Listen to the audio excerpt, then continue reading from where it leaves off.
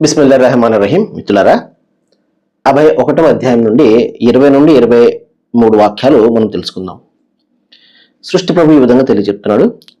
విశ్వసించే వారి కొరకు భూమిలో ఎన్నో నిదర్శనాలు ఉన్నాయి. నిశ్చయంగా మీలో కూడా స్వయంగా ఉన్నాయి. మీరు ఆలోచించరా? ఆకాశంలో ఉంది మీ ఉపాధి కూడా, మీకు వాగ్దానం చేయబడుతున్నది కూడా. కనుక భూమి ఆకాశాల ప్రభువు సాక్షిగా ఇది సత్యం. మీరు ఇప్పుడు మాట్లాడుతున్నదంతా నమ్మకమైనది. ఆశలారా, 2-3 విషయాల గురించి సృష్టి ప్రభు ఇక్కడ తెలియపరుస్తున్నాడు. అందులో ఒకటి ఏంటంటే, ఎవరైతే విశ్వసిస్తారో వారికి భూమిలో అనేక నిదర్శనాలు ఉన్నాయి. ఇది మనం చాలా సందర్భాల్లో చెప్పుకున్నాం.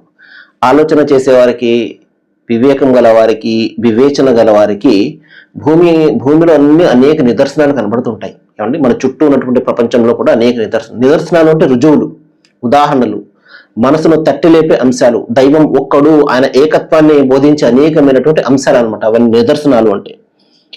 అలాగే స్వయంగా మీలో కూడా ఉన్నాయంటే మన శరీర నిర్మాణంలోనే, మన జీవన విధానంలోనే ఈ వైవిధ్యాలు ఇవన్నీ కూడా, వీటిని గమనించినట్లయితే ఇందులో కూడా అనేకమైనటువంటి సూచనలు మనకు కనబడుతుంటాయి. ఏమండి, అయితే మీరు ఆలోచన చేయాలి కదా. ఆలోచన చేయనంత వరకు, గుడ్డిగా వ్యవహరిస్తూ ఉన్నంత కాలం కూడా మీకు ఏం కనబడతాయి?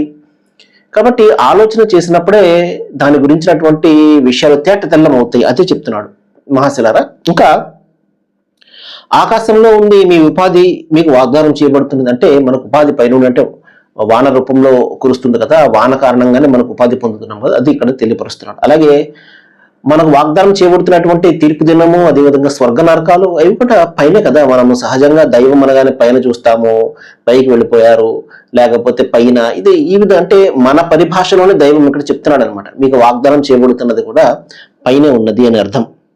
ఏమండి, ఇంకా భూమి ఆకాశాల ప్రభువు సాక్షిగా మీరు ఇప్పుడు ఏదైతే వింటున్నారో, మీరు ఏదైతే దేని గురించి అయితే మనం మాట్లాడుకుంటున్నామో ఇది సత్యము అంటున్నాడు. ఏది? తీర్పు దినము, స్వర్గ నరకాలు మనకు కళ్ళకు కనబడవు. అవన్నీ కూడా అగోచరమైనటువంటి జగత్తులో ఇవన్నీ కూడా నిగూఢమే ఉన్నాయి. అయినప్పటికీ కూడా దైవం చెప్తున్నాడు, మీరు దేని గురించి అయితే మాట్లాడుతున్నారో అది సత్యము, తథ్యము, అది జరగవలసిందే అంటున్నాడు. సర్వే జన సుఖినో భవంతు. Thank you very much.